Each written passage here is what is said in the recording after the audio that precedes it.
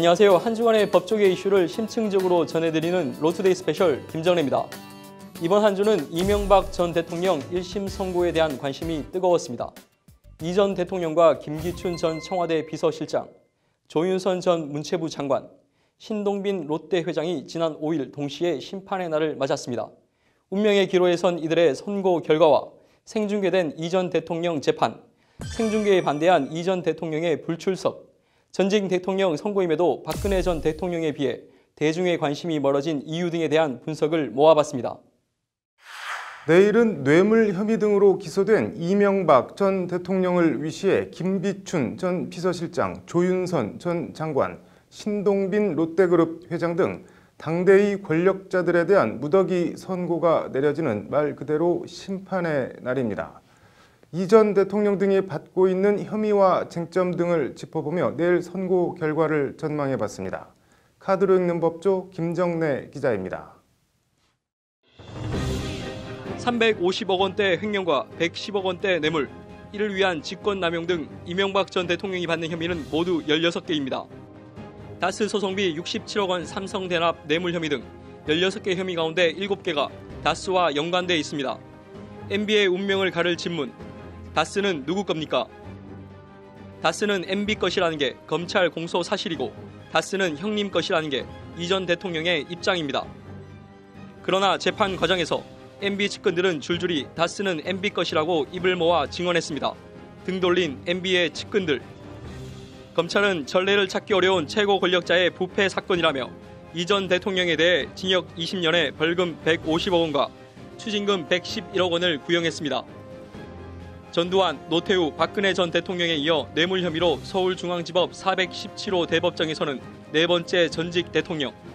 재판부가 다스는 MB 것이라는 결론을 내릴 경우 중형 선고는 불가피해 보입니다. MB 선고 공판 같은 날, 같은 시간, 같은 법원 311호 중법정에선 김기춘 전 비서실장, 조윤선 전 문체부 장관 등에 대한 화이트 리스트 사건 1심 선고 공판이 열립니다. 정경련의 팔목을 비틀어 보수단체 수십 곳에 69억 원을 지원하게 한 직권남용, 강요 등 혐의입니다. 조윤선 전 장관은 국정원 특수활동비 4,500만 원을 수수한 뇌물 혐의가 추가됐습니다. 김 전 실장은 결심 공판에서 내 나이가 80이라며 관대하고 자비로운 판결을 내려달라고 재판부에 선처를 호소했습니다. 1인지하 만인지상, 박근혜 정권에서 기춘 대군이라고까지 불렸던 김기춘 전 실장의 몰락. 그리고 2017년 1월 블랙리스트 혐의 구속 기소를 시작으로 1심 집행유예 선고 석방, 징역 2년 선고 재수감, 지난달 22일 대법원 상고심 구속기간 만료 재석방까지 구속과 석방, 재구속, 재석방, 롤러코스터를 탄 것 같은 조윤선 전 장관의 구치소 유전. 조 전 장관은 화이트 리스트 결심 공판에서 대통령을 제대로 보필하지 못한 책임이 14개월 수감 생활로는 모자라냐고 항변했습니다. 검찰은 조 전 장관에 대해 그러나 혐의가 중하다며 징역 6년을, 김기춘 전 실장에 대해선 징역 4년을 구형했습니다. 같은 시각 서울중앙지법 312호 중법정에선 경영비리와 뇌물 등 혐의로 기소된 신동빈 롯데 회장의 항소심 선고 공판이 열립니다. 별건으로 진행된 1심 재판에서 신동빈 회장은 경영비리 혐의에 대해선 집행유예를 받았지만 뇌물 공여 혐의에 대해선 징역 2년 6개월을 선고받고 법정 구속됐습니다. 검찰은 경영비리와 뇌물 혐의 두 사건을 병합해 신동빈 회장에 대해 재벌이라고 특혜를 입어서는 안 된다고 강조하며 징역 14년을 구형했습니다. 대통령과 청와대 비서실장, 여성 최초 정무수석의 장관, 재벌 회장까지 곤불 10년, 화무 11홍. 하루 앞으로 다가온 심판의 날, 법원이 어떤 판단을 내릴지 주목됩니다. 법률방송 카드로 읽는 법조 김정래입니다. 내일로 잡힌 이명박 전 대통령 선고 공판에 이 전 대통령이 출석하지 않겠다는 뜻을 오늘 오후 밝혔습니다. 오늘 앵커 브리핑은 공공의 이익과 국격에 대해 얘기해 보겠습니다. 이 전 대통령 변호인 강훈 변호사가 오늘 오후 변호인들 협의를 거쳐 내일 선고 공판 불출석 사유서를 제출하기로 했다고 밝혔습니다. 오늘 오전 구치소에서 이 전 대통령을 접견한 뒤 이같이 결정했다는 겁니다. 불출석 사유론 크게 세 가지를 들었는데 모두 재판 생중계와 연관됩니다.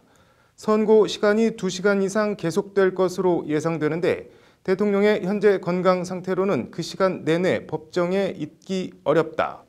유무죄에 따라 각각 불만을 품는 사람들의 과격 행동도 있을 수 있다.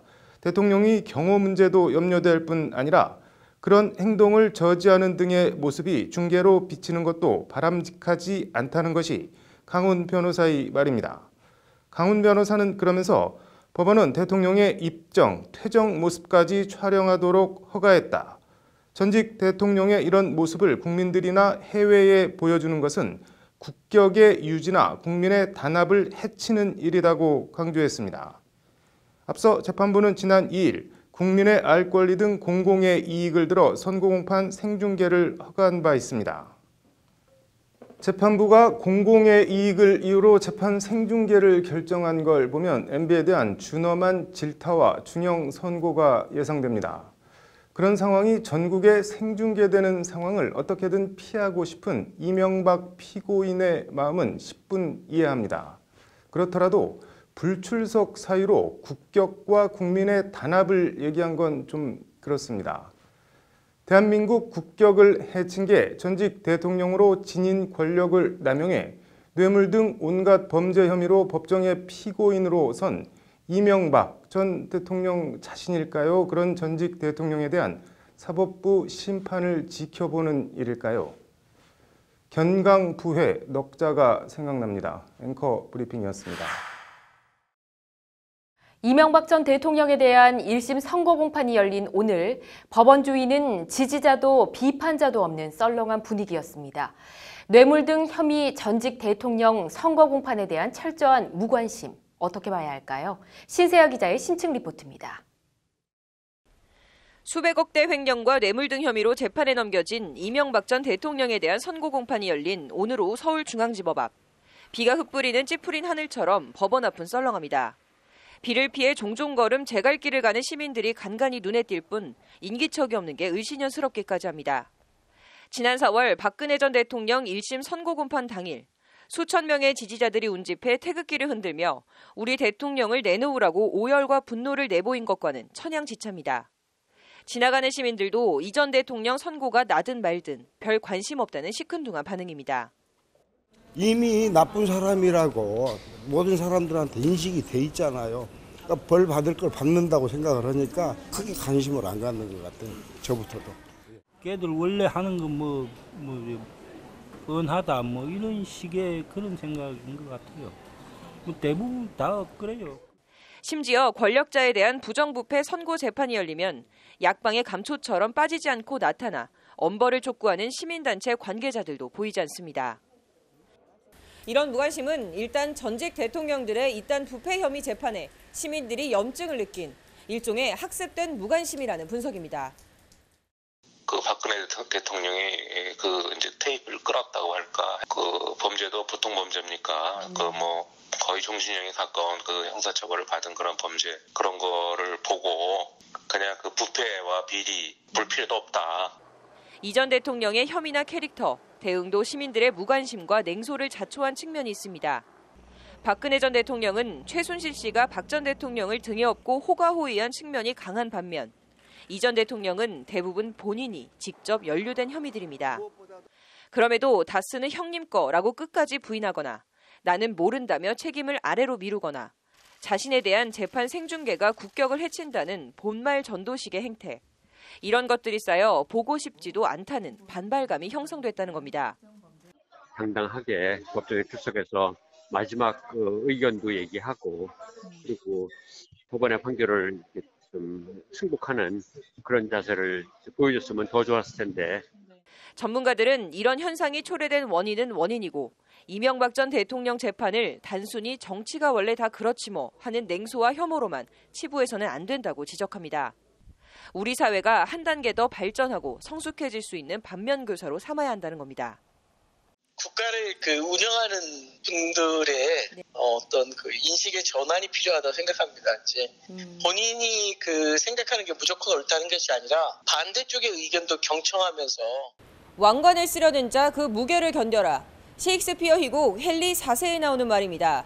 전직 대통령으로 4번째 뇌물 혐의 유죄 판결 중형 선고.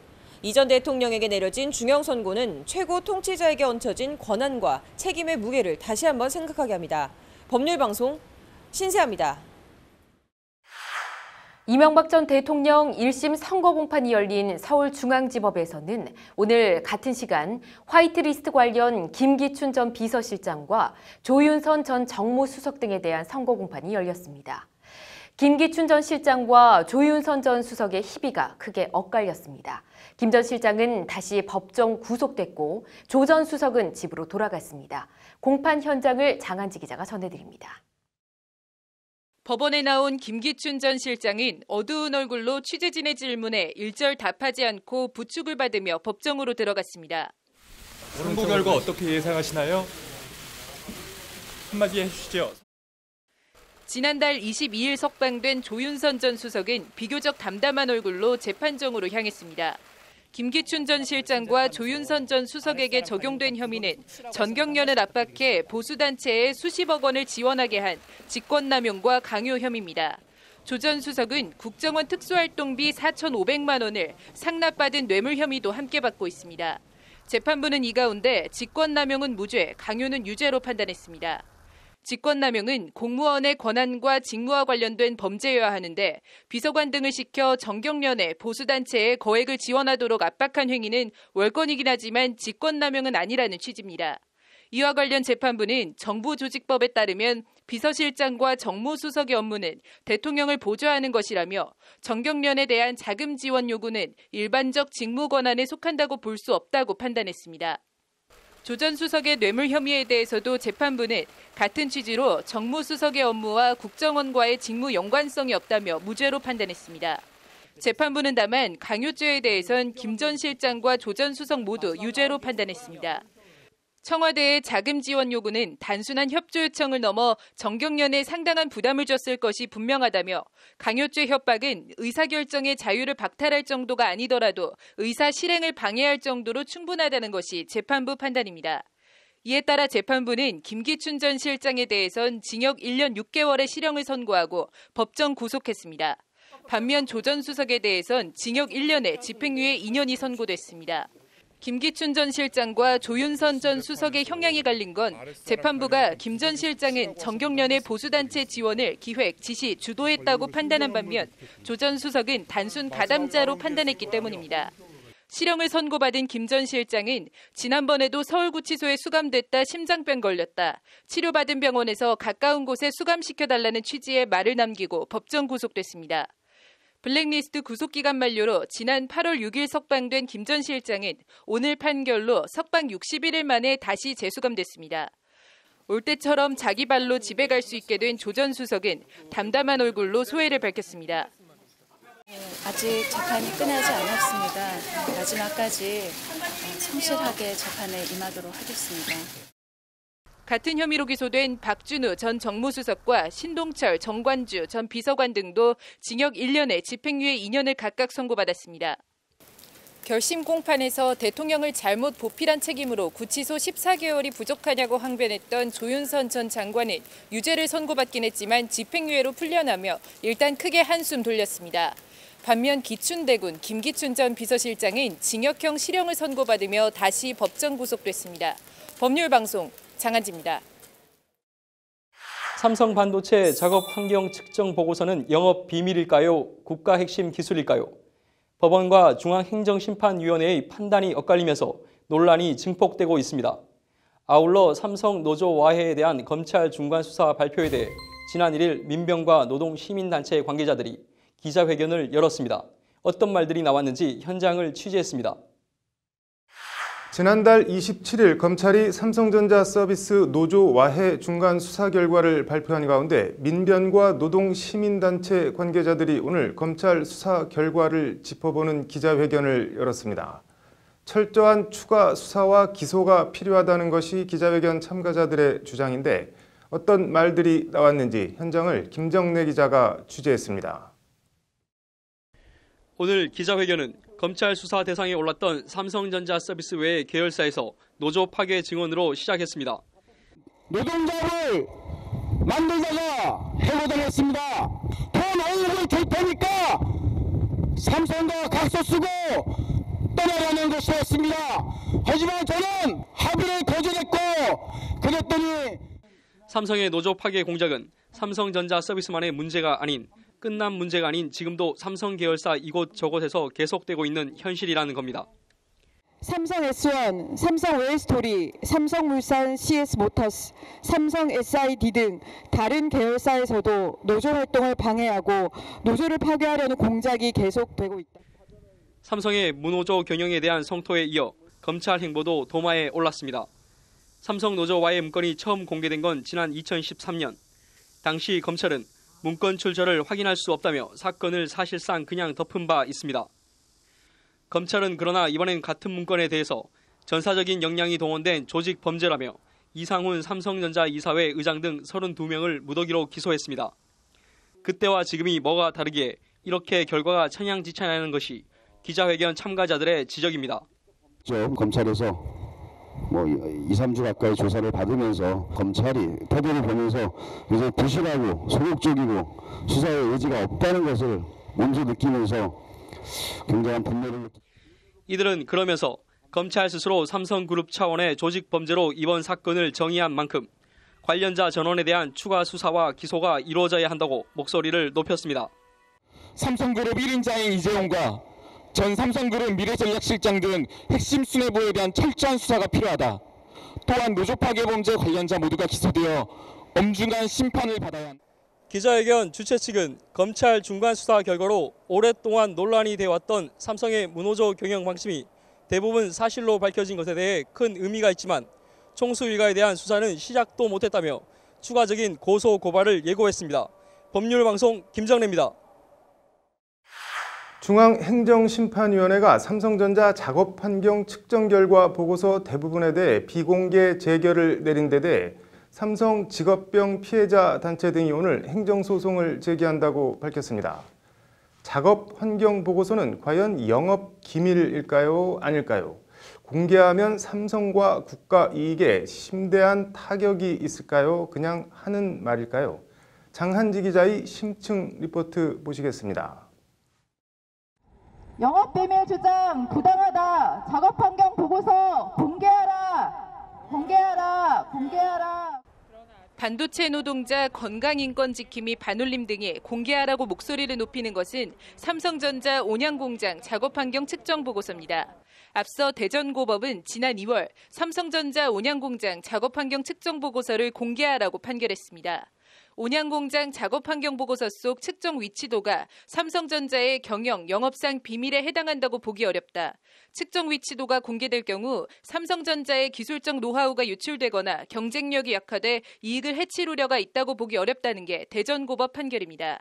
해당 판결 이후 삼성 직업병 피해자들은 삼성전자 다른 공장 보고서 공개도 요청했고 고용노동부도 기존의 비공개 입장에서 선회했습니다. 고용노동부도 이번에는 입장을 바꾸어서 작업환경 측정 보고서를 적극적으로 공개하기로 하였습니다. 이에 삼성은 중앙행정심판위원회와 법원에 보고서 공개, 집행정지 및 정보공개 취소 청구 소송을 냅니다. 보고서 내용이 공개될 경우 영업기밀 유출은 물론 국가 이익에도 심대한 침해가 예상된다는 논리입니다. 이와 관련 산업자원부는 지난 4월 삼성전자 작업환경 측정 보고서 일부 내용이 국가 핵심 기술에 포함된다는 결론을 내립니다. 이 산자부 결론을 근거로 중앙행심위는 지난 7월 대법원 확정 판결 전까지 보고서 공개, 보류를 최종 재결합니다. 이 정보를 공개하라는 법원의 판결이 있었고 그것을 집행하려고 고용노동부가 했었고 그것을 삼성이 막아섰고 중앙행심위에서 삼성의 손을 들어주는 이런 어이없는 상황이 지금의 상태입니다. 법원이 이미 영업기밀이 아니다고 판결한 걸 중앙행심위와 산자부가 야합해 삼성 편을 들어 보고서 공개를 막았다는 것이 반도체 피해자들의 성토입니다. 국가 핵심 기술이 무엇인지 그것이 어떤 의미가 있으며 어떻게 정보 공개와 연관이 되는지에 대해서 밝혀졌어야 합니다. 그러나 행정심판 과정에서 어떠한 자료 제출 요구, 증인 신문, 감정인 조사 이루어지지 않았고 삼성 측은 법원이나 행심위 결정에 따를 뿐이라며 말을 아꼈습니다. 저희 법원이나 아니면 정부 기관의 결정을 따를 뿐이죠.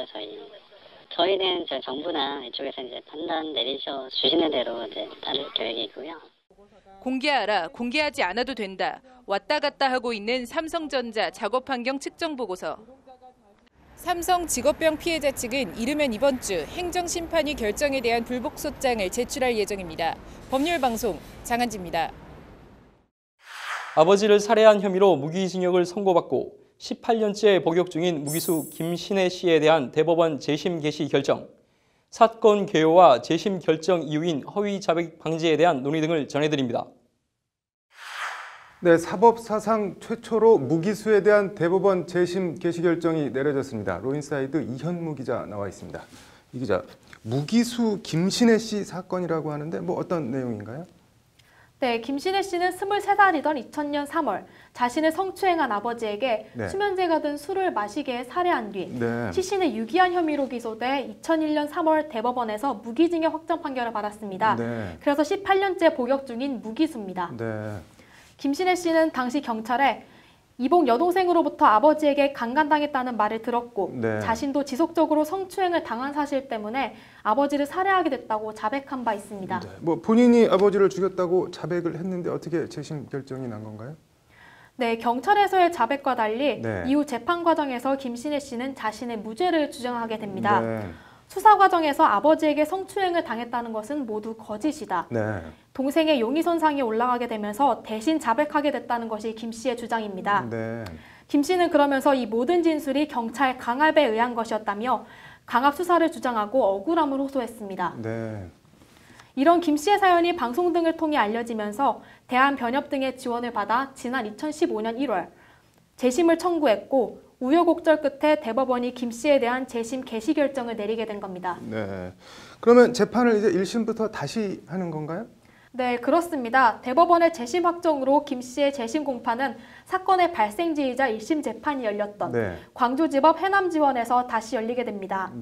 자백 강요 등 수사 과정의 부당함이 이번 재심 결정의 근거가 됐기 때문에 재심 과정에서는 김 씨 자백의 증거 능력 등이 집중적으로 다퉈질 것으로 예상됩니다. 관련해서 오늘 재심제도 개혁 토론회가 열렸다고 하는데 어떤 토론회인가요? 네, 한국형사정책연구원 등 주최로 서울 중구 정동 프란치스코 교육회관에서 재심 폭을 넓혀라라는 제목으로 재심제도 개혁 토론회가 열렸습니다. 조은경 동국대 경찰행정학부 교수와 박미숙 한국형사정책연구원 연구위원 등이 주제 발표를 맡았고요. 김진기 군사법원 재판장과 이종성 무죄네트워크 상임고문 등의 토론자로 참여해 재심제도에 대한 활발한 토론을 벌였습니다. 어떤 말들이 주로 나왔나요? 네, 오늘 토론회에선 앞서 언급한 김신혜 씨 사건처럼 허위 자백 문제가 집중 논의됐습니다. 당시 18살이던 여자친구를 살해한 혐의로 재판에 넘겨진 1992년 김순경 허위 자백 사건, 그리고 1999년 삼리의 슈퍼 강도치사 사건 등이 있습니다. 영화 재심으로도 만들어진 2000년 약촌오거리 택시 강도살인 사건, 2007년 수원 노숙청소년 상해 사건 등 허위 자백으로 인한 재심 무죄 판결 사건 사례들이 두루 언급됐는데요. 수사기관에서 사건의 심각성을 과장하거나 반대로 축소하면서 관대한 처벌 등을 약속하는 회유와 유도 질문, 협박 등을 통해 허위 자백을 받아내는 경우가 많다. 이러한 점을 잡아야 한다는 이런 지적들이 있었습니다. 신문을 안 할 수는 없고 그럼 어떻게 하자는 건가요? 네, 앞서 언급한 강압적인 신문이 계속되면 피의자들은 지금 이 상황만 피하고 보자는 자포자기의 마음으로 허위 자백을 하는 경우가 많습니다. 이를 터널 비전이라고 하는데요. 이런 터널 비전을 끌어내는 추궁형 신문, 그러니까 한마디로 조사하면 다 나와 불어. 이런 식의 강압적인 신문이 아니라 개방형 질문을 바탕으로 진술의 모순점을 파고들거나 관련 증거 제시를 통한 압박 등 이른바 정보 수집형 신문 기법을 써야 한다는 지적입니다. 더불어 피의자 권리에 대한 정확한 고지와 주요 사건의 경우 신문 과정 전체의 영상 녹화를 하는 방안도 함께 제시됐습니다. 요약하자면 조사의 목표를 자백이 아닌 정확한 정보 수집으로 바꿔야 한다. 이런 내용입니다. 재심제도 자체와 관련해서는 어떤 말들이 나왔나요? 네, 현재 우리나라 형사소송법에는 유죄 오판이 드러나더라도 증거의 명백성과 신규성을 이중으로 요구하고 있어 재심 청구의 벽이 높습니다. 네, 그래서 이를 둘 중 하나만 충족해도 재심이 이루어질 수 있도록 관련법이 바뀌어야 된다는 것이 토론 참가자들의 의견입니다. 네, 이와 함께 자백조서의 진술 신빙성에 대한 엄격한 심사와 재심 청구를 원할 경우 국선 변호인 조력권을 보장하는 등 오판 구제와 방지를 위한 여러 개선책들이 제시됐습니다. 아무튼 뭐 죽이지도 않았는데 죽였다고 옥살이를 시키면 얼마나 억울할지 뭐 짐작도 할 수가 없는데 관련 제도가 잘 정비됐으면 좋겠네요. 오늘 잘 들었습니다. 까도 계속 나오는 양승태 전 대법원장 시절 사법부 의혹. 법률방송이 양승태 사법부의 전국 공무원 노조, 법원본부 노조와의 의혹 문건을 단독 입수해 보도해드립니다. 아울러 양승태 전 대법원장이 보관하고 있던 USB 존재를 자발적으로 검찰에 알려 해석이 분분합니다. 전문가 얘기를 들어봤습니다. 네, 양승태 전 대법원장 USB 압수 경위 얘기 더 해보겠습니다. 남승환 변호사의 시사법률입니다. 변호사님, 앞서 잠깐 전해드리긴 했는데 압수수색 경위 좀 다시 한번 간략하게 설명해 주시죠. 네, 전 대법원장에 대해서 주거지 압수수색 영장이 계속 청구됐는데 계속 기각됐었습니다. 통상 주거지를 신청하면서 이제 차량의 경우에도 같이 신청을 하는데 뭐 주거지에 대해서는 영장이 기각되고 차량만 영장이 나왔습니다. 차량을 이제 압수수색하다가 저 USB는 어디 있느냐 이렇게 물어보니까 집에 있다 이렇게 얘기해서 그것에 기해서 집에 있는 USB를 압수수색했습니다. 그럼 뭐 영장에 단서 조항이 달려 있다 그러는데 그 뭐 어떤 내용인가요? 네, 영장에 단서 조항을 달기도 하고 안 달기도 하고 이러는데요. 이제 검사가 영장을 청구하면서 뭐 참여인 등의 진술에 의해 압수할 물건이 다른 장소에 보관되어 있음이 확인되는 경우 그 장소 이제 여기도 압수수색할 수 있다 이렇게 돼 있는 거거든요. 이렇게 청구를 하면 이제 영장의 범위에는 포함이 됩니다. 판사가 그대로 내주면요. 판사가 간혹 이런 청구 조항을 보고 이 부분은 삭제하고 내줄 수도 있는 건데 적어도 이번 영장 발부한 판사는 이 부분도 삭제하지 않고 그대로 내준 것 같습니다. 잘 이해가 안 가는 게 그 집안에 있다 이렇게 먼저 뭐 물어보긴 했지만 얘기를 했다는 건데 이건 뭐 어떻게 봐야 될까요? 뭐 영장을 봐야 되겠는데요.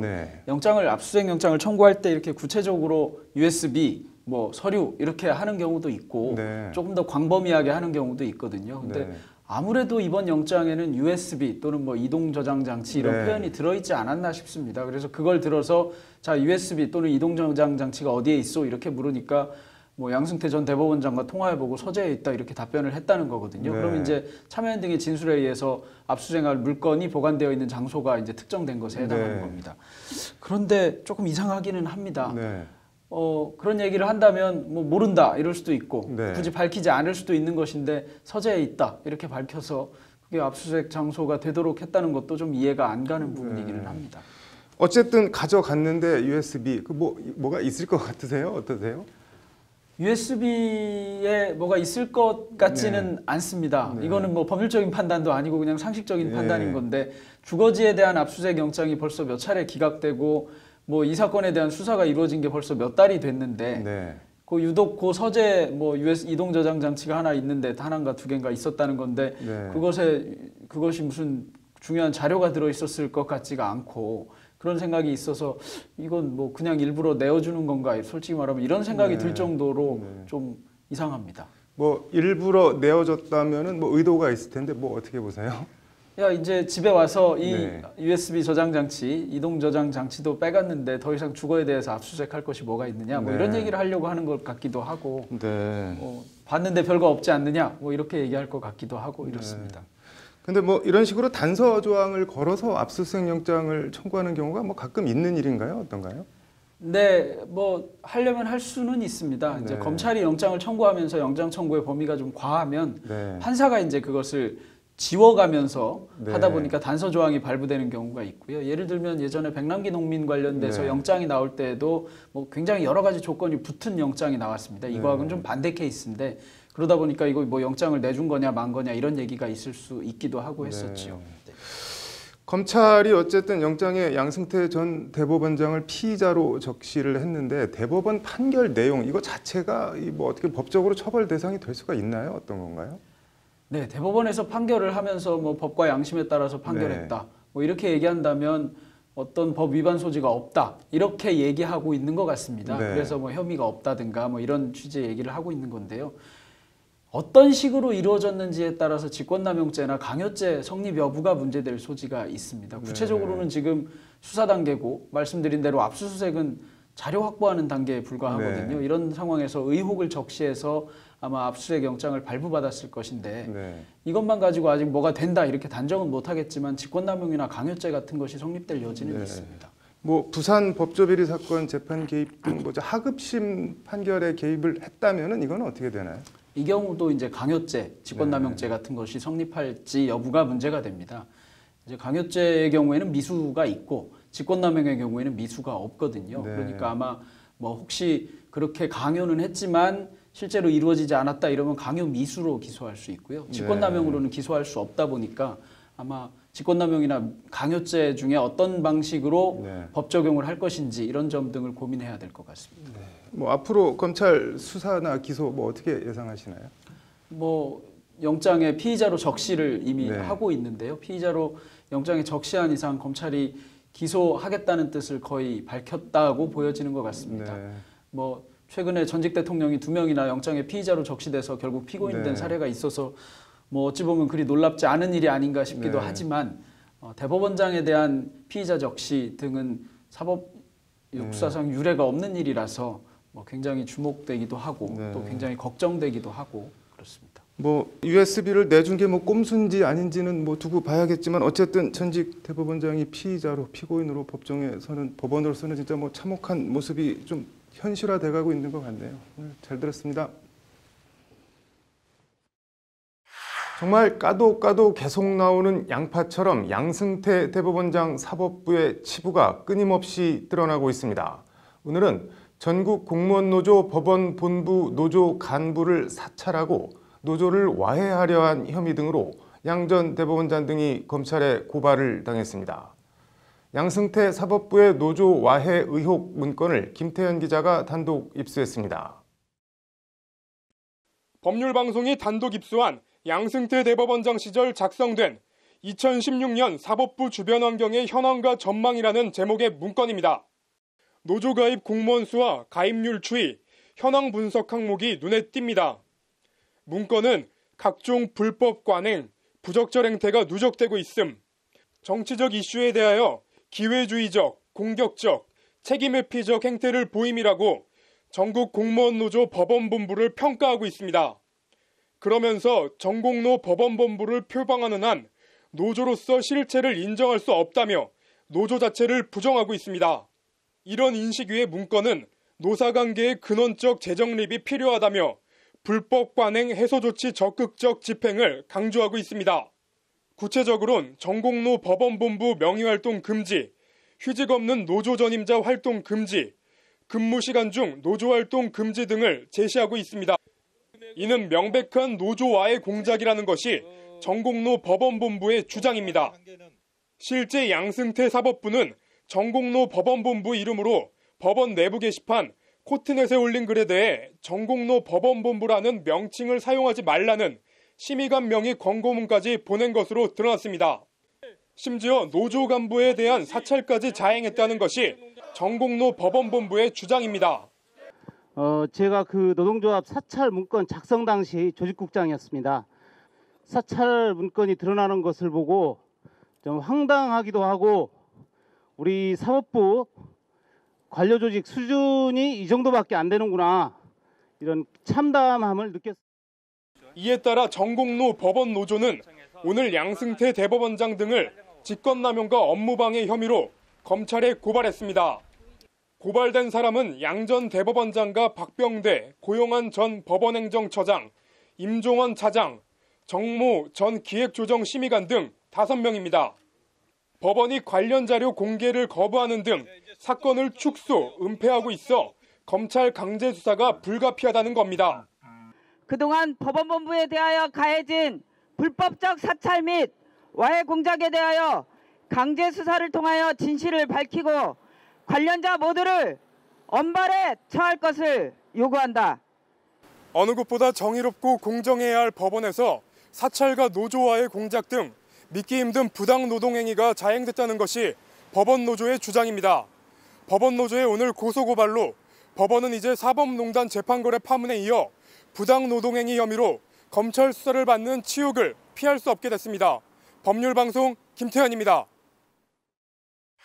가수 겸 배우 구하라 씨가 전 남자친구로부터 성관계 동영상을 빌미로 협박을 받은 것으로 알려졌습니다. 리벤지 포르노 피해에 대한 가해자 처벌 수위는 어떻게 될까요? 유정훈 변호사의 뉴스와 법입니다.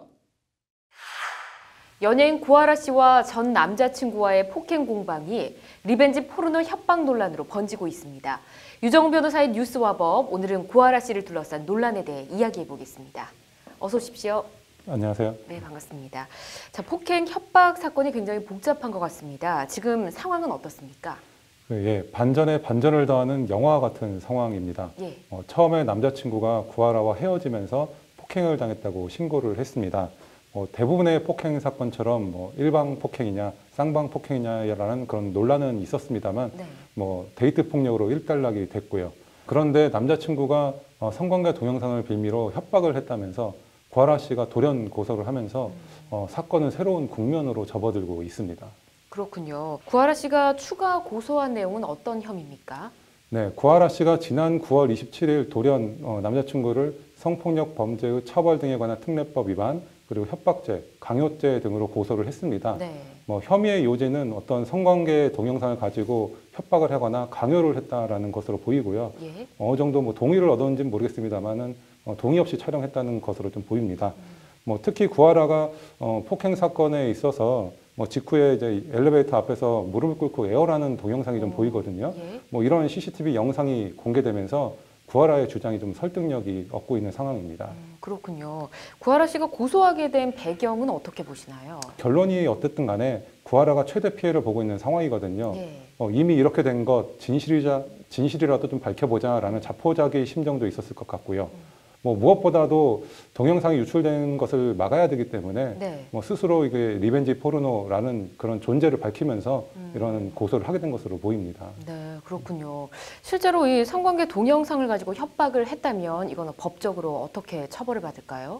네, 친밀한 관계를 이용해서 동영상을 찍고 복수심에서 이걸 퍼뜨리겠다는 협박을 하는 경우가 많지 않습니까?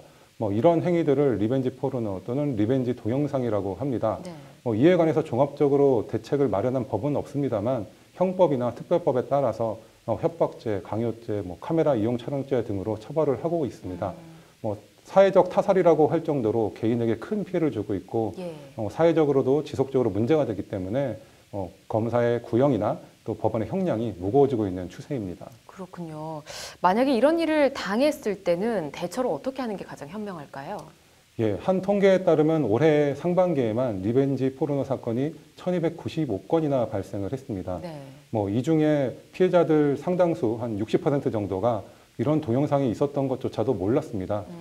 그렇기 때문에 아무래도 무엇보다도 동영상을 유출하는 것을 방지하는 것이 제일 중요할 것입니다. 그래서 최대한 빨리 고소를 진행해서 경찰력의 도움을 받는 것이 매우 중요합니다. 예. 구하라 씨의 경우에도 고소를 하자마자 압수수색이 이루어지면서 그런 동영상의 유출을 차단했기 때문입니다. 그렇군요. 알겠습니다. 사회적 살인이라는 이 리벤지 포르노가 근절될 수 있도록 관계기관의 조속한 대책을 기대해 보도록 하겠습니다. 오늘 잘 들었습니다. 골목 자영업자들의 도움일까요? 신종갑의 탄생일까요? 말도 많고 탈도 많은 배달앱. 무엇이 문제이고 해결책은 없는지 전해드립니다. 네, 말도 많고 탈도 많은 배달 앱 얘기해 보겠습니다. 이슈플러스 신세아 기자 나와 있습니다. 오늘 국회에서 관련 토론회가 열렸다고 하는데 어떤 토론회인가요? 네, 온라인 골목 상권 이대로 괜찮은가라는 제목으로 배달앱 문제 개선 정책 토론회가 열렸습니다. 네. 자유한국당의 정우택 의원 주최로 열렸고요. 네. 또 이성훈 세종대 경영학과 교수가 발제를 맡았고 한국 프랜차이즈 산업협회 그리고 전국 가맹점주 협의회 등에서 토론자로 참여했고요. 네. 현장의 생생한 목소리들을 전했습니다. 네. 뭐가 문제가 있으니까 개선 토론회라고 열린 걸 텐데 뭐가 문제라는 건가요? 일단 이 배달앱이 음식 배달 시장에서 차지하는 비율을 좀 볼 필요가 있습니다. 네. 작년 기준으로 이 전체 음식 배달 시장 규모는 15조 원으로 추산이 되는데요. 네. 이 가운데 배달앱이 차지하는 비율은 3조 원, 그러니까 약 20%가량입니다. 네. 더 눈여겨봐야 할 것은 현재 규모보다는 네. 성장 속도인데요. 네. 2013년 이용자 수 87만 명, 거래 규모 3,347억 원이었던 배달앱 시장은 지난해엔 거래 규모 3조 원, 이용자 수 2,500만으로 불과 4년 만에 거래 규모로는 10배, 이용자 수 기준으로는 30배 가까이 급증을 했습니다. 말 그대로 폭발적인 성장세인데요. 네. 업계에선 올해 거래 규모는 5조 원, 또 수년 안으로는 10조 원 이상으로 배달앱 시장 규모가 커질 것으로 전망을 하고 있습니다. 뭐 음식 배달 시장이 배달 앱 위주로 뭐 재편이 빠르게 되고 있다는 건데 뭐 부작용이 많은 모양이네요. 일단 가장 큰 문제로 꼽히는 게 광고료와 수수료입니다. 배달앱의 등장으로 이 소비자와 음식점들이 원래는 이제 전화 등을 통해서 직거래를 해왔었는데 이 배달앱이 등장을 하면서 중간 유통 과정이 한 단계 더 생기는 건데요. 이 배달앱의 영향력이 커지다 보니까 울며 겨자 먹기로 그전에는 안 내도 됐던 이 광고료와 수수료를 그것도 아주 높은 가격으로 내고 이용할 수밖에 없다는 게 소상공인들의 하소연입니다. 그래서 오늘 이와 관련 이재광 전국 가맹점주 협의회 의장은 오늘 토론회에서 배달앱 서비스가 우리 사회를 많이 바꾸고 또 편리하게 하고는 있다. 하지만 그 변화와 편리함의 뒤에서 숨이 넘어가는 사람들도 있다. 이렇게 표현을 했습니다. 뭐 어느 정도나 심한데 숨이 넘어간다. 뭐 이런 표현을 쓴 건가요? 일단 업체들이 가장 힘들어하는 것은 광고료인데요. 정액제가 아니라 입찰 방식입니다. 그러다 보니까 광고료를 많이 낼수록 상단에 노출을 시키다 보니까 광고료 지출이 천정부지로 치솟는 겁니다. 또 카드 수수료의 경우에는 업체 직접 결제와 비교했을 때 수수료를 3배 더 가까이 더 받아간다고 하는데요. 여기다 이 배달 앱들끼리 경쟁을 하는 통에 가격 할인이나 할인 쿠폰 제공 같은 이 판촉 행사를 수시로 요청을 한다고 합니다. 또 여기에 더 나아가서 이 배달앱에서 자체 생산하는 또 일회용 소모품 등의 판매를 말이 좋아 유도지 사실상은 이 강요하는 등 이 우월적 권력을 남용한 이 갑질을 행사하고 있다는 게 토론회 참가자들의 지적입니다. 그래서 한마디로 이 제주는 곰이 넘고 돈은 이 배달앱들이 벌어간다라는 게 토론회 참가자들의 말입니다. 뭐 배달앱 때문에 매출이 늘었으면 뭐 어느 정도 그런 거는 감안을 해야 되는 거 아니냐 이런 반론이 있을 수도 있을 것 같은데 어떤가요? 일단은 그게 착시 현상이다라는 게 오늘 발제를 맡은 이성훈 세종대 교수의 말입니다. 배달앱 이전과 배달앱 이후 이 배달 음식 시장 매출 자체에는 큰 변화가 없고 주문 방식만 바뀌었다 이런 것뿐인데 마치 이 배달앱 때문에 시장 자체가 커진 것처럼 잘못이 인식이 돼 있고 또 이 틈을 타서 이 배달 회사들이 신종 갑질을 하는 것을 정당화하고 있는 것 아니냐라는 게 이 교수의 지적입니다. 뭐 일리가 있어 보이는데 배달앱들 이런 뭐 갑질을 뭐 규제하거나 제어할 뭐 방법 같은 게 없는 모양이네요. 일단 현재 배달앱 시장은 배달앱 민족, 요기요, 또 배달통 이 3개 회사가 거의 완벽한 독점 체제 구조인데요. 우리가 어떤 민족인가라는 이 광고 카피가 굉장히 유명하긴 한데 사실 배달의 민족이나 요기요, 배달통 사업자는 모두 외국계 자본이 대주주인 외국계 회사라는 게 좀 흥미롭습니다.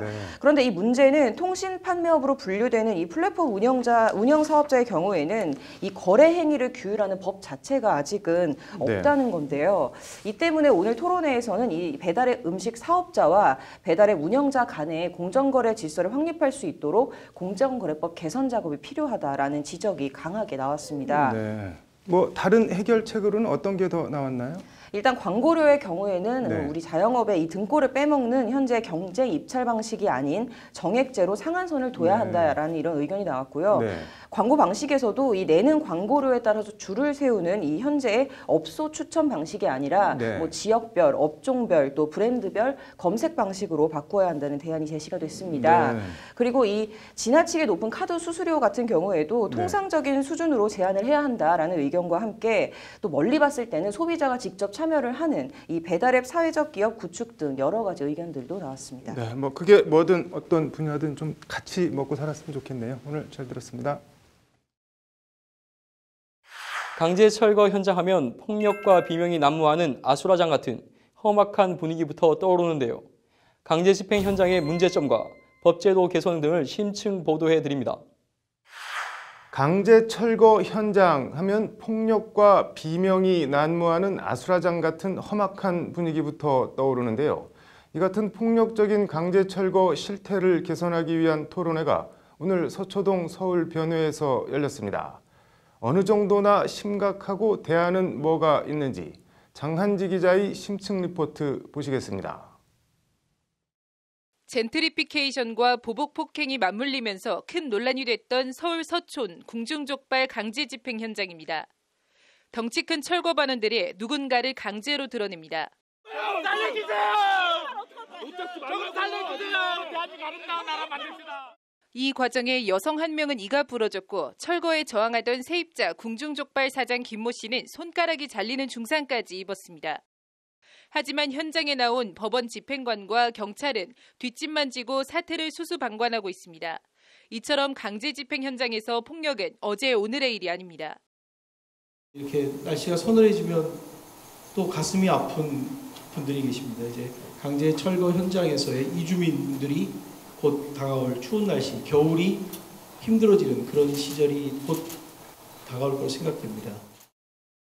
철거 현장에서 이 같은 폭력이 난무하는 것은 경비업체를 빙자한 이른바 철거 용역이 강제 집행 현장에 동원되는 것과 무관치 않습니다.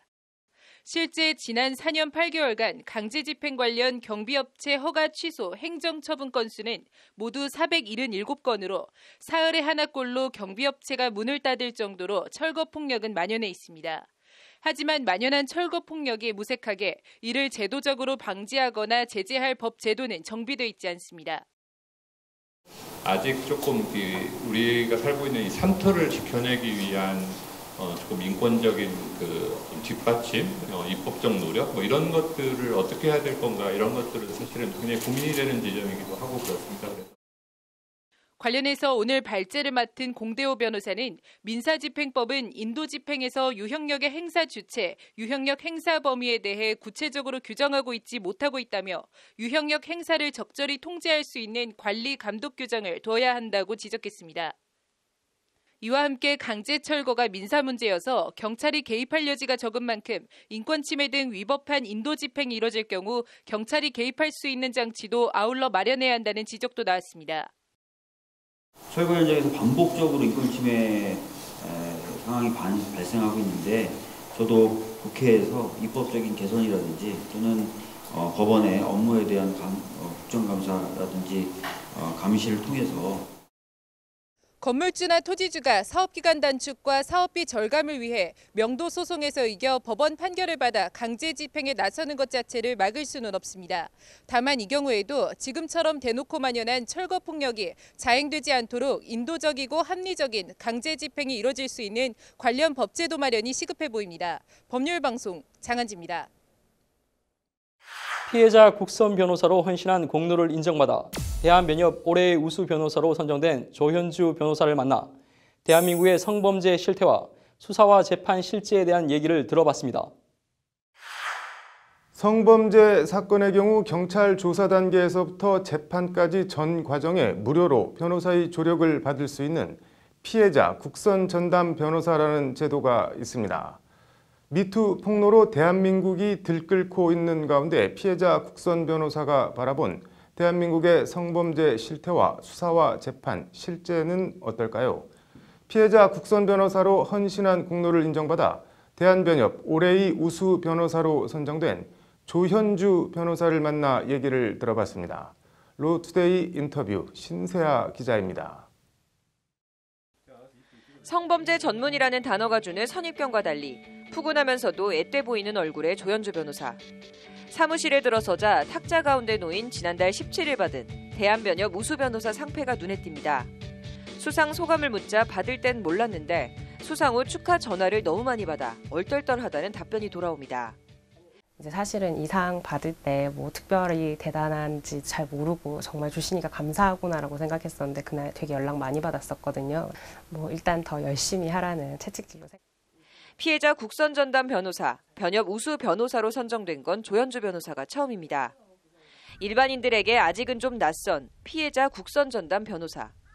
재판 과정에서 유죄 시 징역 3년 이상의 형이 선고되는 범죄 피고인의 경우 법원이 직권으로 선정하는 국선 변호인과 달리 피해자 국선 변호사는 경찰 조사 단계에서부터 참여합니다. 성범죄 피해자의 경우 수사기관에 신청만 하면 누구나 무료로 변호사의 조력을 받을 수 있습니다. 이런 아무런 제한 없이 피해자가 신청을 하게 되면 대부분 다 받아주는 제도이고 특히 13세 미만 피해자와 장애인인 경우에는 반드시 피해자 변호사를 지정해줘야 되는 성범죄는 야한 여성에게 특별히 벌어지는 일이 아니고 누구나 일상 속에서 잠재적 피해자가 될 수 있다는 것이 성범죄를 전문으로 하는 조현주 변호사의 말입니다.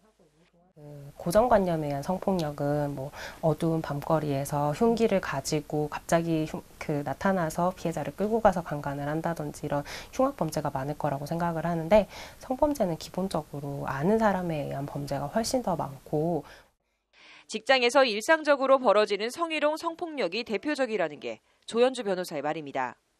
하지만 바로 그 일상성 때문에 즉각적인 대처나 신고가 어렵다는 것이 조 변호사의 지적입니다. 적은 편이에요. 그렇기 때문에 신고 자체도 늦어진다던가, 피해자분들은 내 피해는 인정받지 못하는 건가 하고 되게 많이 절망하시는 경우도 있고요.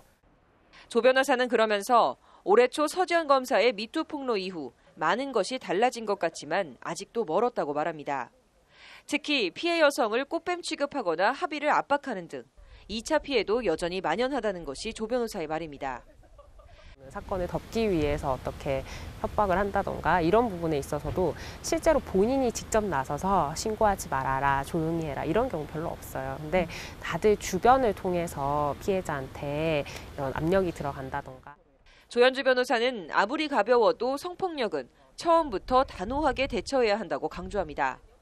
처음엔 가만히 있다가 왜 이제 와서 식으로 한번 넘어가면 이후엔 바로잡기가 점점 힘들어진다는 겁니다. 나중에 문제 제기를 하면 처음에 그때부터 불만을 제기했으면 되지 않는 거 아니냐라고 하게 돼서 이미 피해가 심해졌을 때는 오히려 제대로 의사표시를 못하는 경우가 많이 생깁니다. 성폭력 피해자 국선 변호사 전도사를 자처하며 대한변협 강의 등에도 열성적으로 참여하고 있는 조연주 변호사.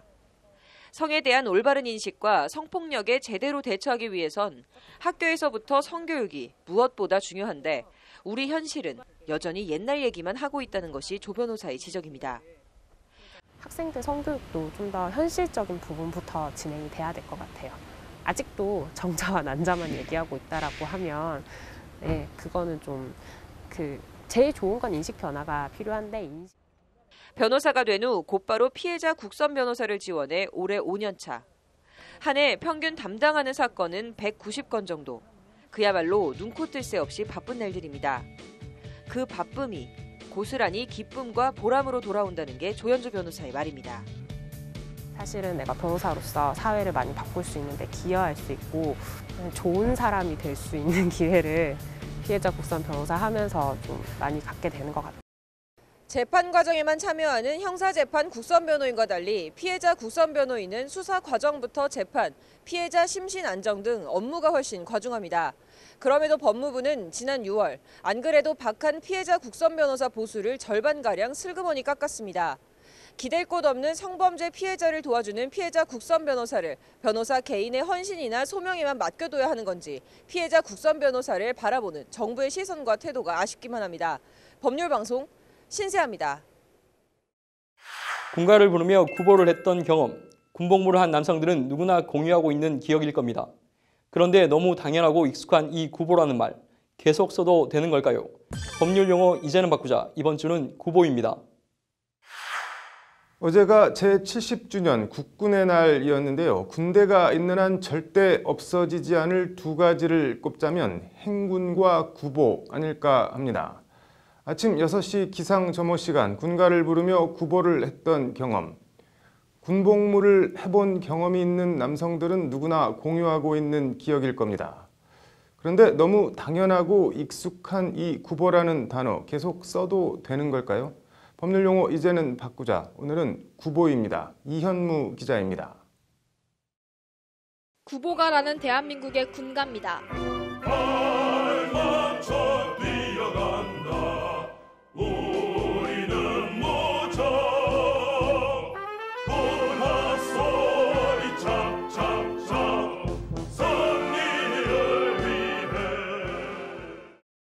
군복무를 했든 안 했든 구보라는 말을 모르는 대한민국 국민은 거의 없을 것입니다. 구보라는 단어 혹시 들어보셨나요? 군대에서 들어본 것 같아요. 조금 경보 비슷한 말로 쓰는 것 같아요. 구보라는 단어에 대해서 알고 계신가요? 아니요, 모르겠어요. 일상생활에선 잘 안 쓰지만 그 뜻은 대부분 아는 익숙한 군대 용어 구보. 이 구보라는 단어는 우리 법전에도 정식으로 올라와 있는 용어입니다. 국군의 예식을 정하고 있는 군예식령 제9조, 경례를 생략할 수 있는 경우의 8번째 항목인 전령 또는 특수한 임무를 띠고 구보 중에 있을 때라는 조항이 그것입니다. 창군 이후 70년간 써와서 우리 일상생활에 그대로 스며든 단어 구보. 그러나 이 구보라는 단어는 한자로 몰 구자와 발 족자를 쓰는 카케하시라고 발음되는 일본식 한자어에서 유래된 것으로 추정되는 말입니다. 카케하시는 뛰어가기 혹은 말을 달리게 한다는 뜻의 말입니다. 학계에선 구한말, 제국주의로 향해 가던 일본 황군을 본뜬 신식 군대가 도입되면서 제식 훈련 등과 함께 구보라는 단어가 수입된 것으로 추정하고 있습니다. 이런 것들에 대해서 어원이나 출처를 조금 더 파악을 해보자면 이제 사회적인 문화적인 그런 역사적인 것들과 같이 맞물리는 거기 때문에 뭐 구한말의 이러한 훈련 방법으로 도입된 용어가 아닐까. 구한말에 들어와 일제강점기 그리고 독립한 후에도 일본 육사나 만주군 출신들이 군 수뇌부를 장악하며 이 일본식 군대 용어 구보가 죽지 않고 살아남아 지금까지 이어지고 있는 겁니다. 이런 이유들로 그동안 여러 차례 고참, 시건장치 등의 일본식 표현과 함께 구보도 순화대상 용어에 포함됐지만 정작 고쳐지진 않고 있습니다. 구보 같은 경우는 2015년에 국방부 병영정책과에서 이미 장병 병영생활 언어순화 지침서라는 것을 냈습니다. 그래서 거기에도 구보라는 거는 이제 달리기로 순화를 한다, 그런 내용이. 국방부는 지난 7월부터 올바른 공공언어 사용 캠페인을 시행해오고 있습니다. 올바른 언어를 사용하려면 엄정한 군기 확립을 목적으로 한다는 군의 신념부터 바꾸는 게 순서가 아닐까 싶습니다. 문재인 정부의 국방부는 다를지 지켜보겠습니다. 법률방송, 법률영어 이제는 바꾸자, 이현무입니다. 일교차가 큰 날씨에 감기 증상을 호소하는 사람들이 늘고 있습니다. 환절기 건강에 유의하시기 바랍니다. 로투데이 스페셜 오늘은 여기까지입니다. 시청해 주셔서 고맙습니다.